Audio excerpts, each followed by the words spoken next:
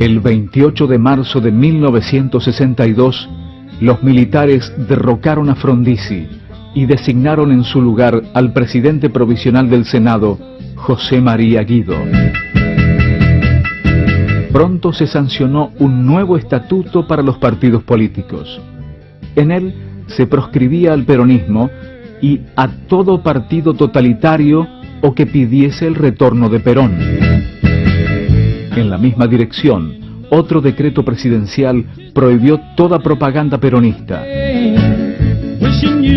Durante el gobierno de Guido, los ministros de Economía, primero Pinedo y luego Alzogaray, impusieron planes de austeridad.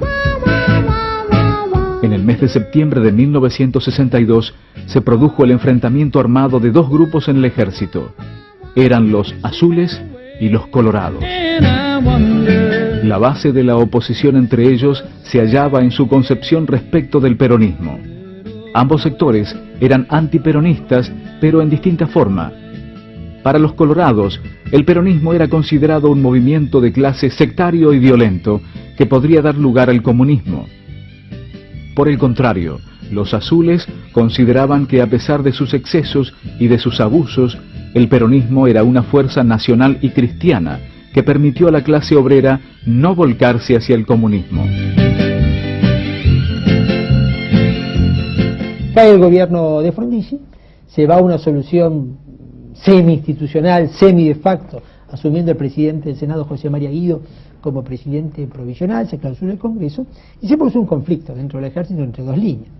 Una línea, llamados azules, que quieren llamar a elecciones nuevamente para establecer la democracia. Los colorados, que son partidarios de mantener básicamente un régimen dictatorial o de facto por un tiempo más prolongado. Esta es la causa del conflicto. Ahora, el sector azul era más contemporizador con el peronismo.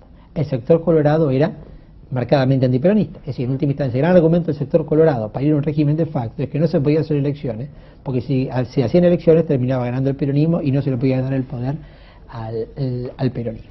Guido convocó a elecciones en 1963 en las que fue electo el doctor Arturo Illia de la Unión Cívica Radical del Pueblo por el 25% de los votos, quien asumió en octubre.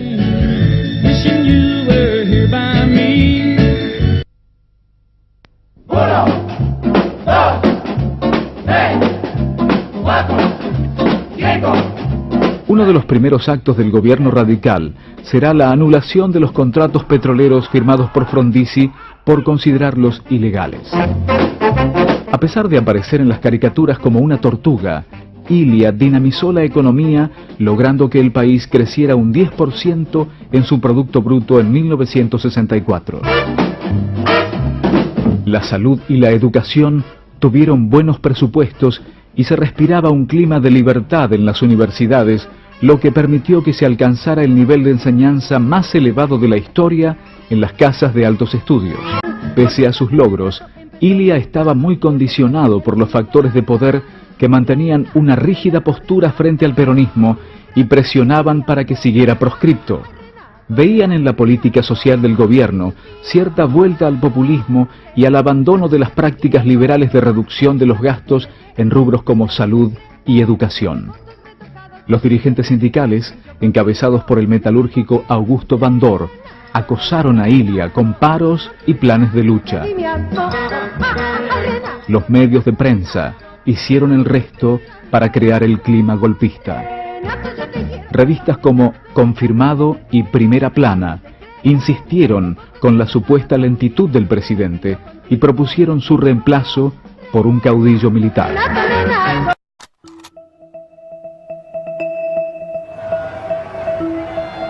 1966 marca el inicio de una década asignada por la violencia política en Argentina. Ese año llega al poder un nuevo gobierno militar presidido por el general Juan Carlos Onganía. Cuando asume Onganía, el conflicto internacional llamado Guerra Fría se encuentra en pleno apogeo.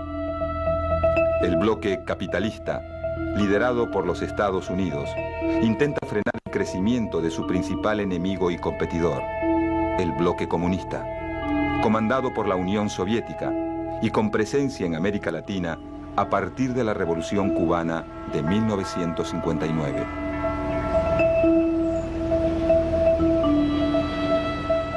Una de las primeras medidas que toma el presidente Onganía es la puesta en marcha de la Doctrina de Seguridad Nacional, una estrategia trazada por el gobierno de Estados Unidos que aumenta la participación de Argentina en la Guerra Fría. La Doctrina de Seguridad Nacional determina un cambio de rol en las Fuerzas Armadas de los países del bloque capitalista, que ya no deben actuar en defensa de las fronteras y la soberanía, sino en función del combate al comunismo. Según sus postulados, las fronteras que importan son las ideológicas y el enemigo al que hay que combatir está dentro del propio territorio.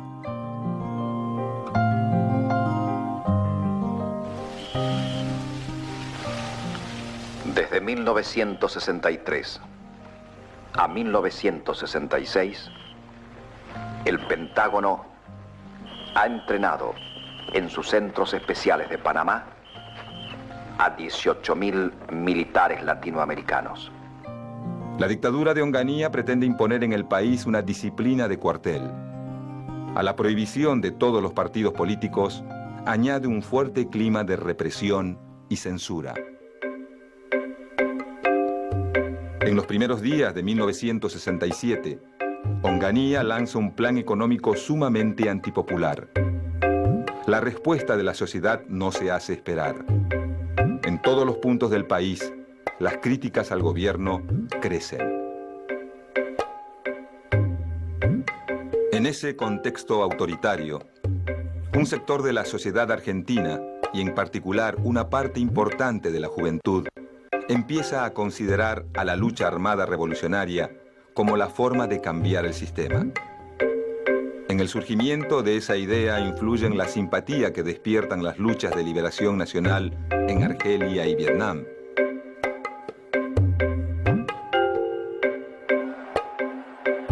Las revueltas estudiantiles de París y México. Y fundamentalmente, la fascinación que genera el triunfo de una revolución socialista en América Latina, la Revolución Cubana.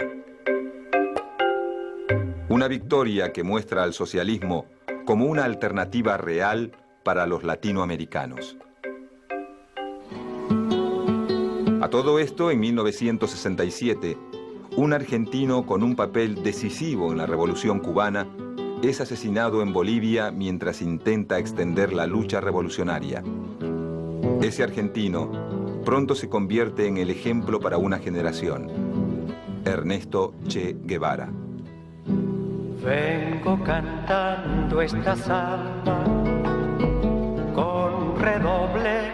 Hasta la muerte del Che, las experiencias de organizaciones guerrilleras en Argentina han sido pocas y no demasiado eficaces. Comandante Guevara. Pero en septiembre de 1968, en la provincia de Tucumán, un grupo perteneciente a las autodenominadas Fuerzas Armadas Peronistas intenta instalar un foco guerrillero en la localidad de Tacorralo. Si bien la tentativa fracasa, pocos meses después, en Campo de Mayo, un grupo armado perteneciente al comunismo revolucionario ataca un pequeño camión del ejército, reduce al personal y roba unas pocas armas.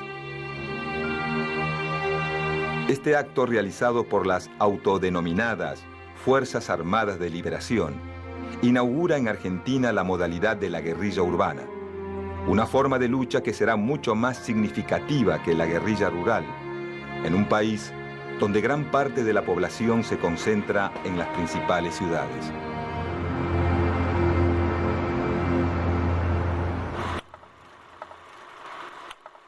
Llegado mayo de 1969, la situación del gobierno militar se complica. Huelgas, movilizaciones y ollas populares se multiplican por todo el país. El clima de represión termina por licuar las diferencias entre los sectores opositores más combativos. Es así que muchos obreros peronistas, curtidos por casi 12 años de lucha y proscripción, confluyen con dirigentes estudiantiles y una nueva generación de militantes de izquierda. A esta nueva avanzada opositora, pronto se suma el movimiento de sacerdotes para el tercer mundo, corriente de la Iglesia Católica que impulsa a muchos jóvenes cristianos a tomar el camino de la revolución. En los últimos días de mayo de 1969, la paciencia de la población ante los excesos de la dictadura se acaba. Un levantamiento popular bautizado como el Cordobazo hace temblar al gobierno de Onganía. A partir del Cordobazo, la movilización popular se instala como un método de lucha efectivo. Al mismo tiempo, la violencia revolucionaria comienza a ser vista como una opción por muchos sectores de la sociedad. En poco tiempo, a las organizaciones armadas que ya existen en el país, como las Fuerzas Armadas Peronistas y las Fuerzas Armadas de Liberación, se suman las Fuerzas Armadas Revolucionarias, agrupación de orientación marxista nacida de la experiencia de un grupo insurgente creado en Bolivia por el Che Guevara. Para principios de 1970, los actos de la guerrilla argentina se convierten en noticia cotidiana. Juan Domingo Perón, desde su exilio en Madrid, envía una carta a los dirigentes de las Fuerzas Armadas Peronistas en la que avala la violencia de sus acciones. Como ustedes bien saben, el momento es para la lucha, no para la dialéctica política. Porque la dictadura que azota a la patria no ha de ceder en su violencia, sino ante una violencia mayor.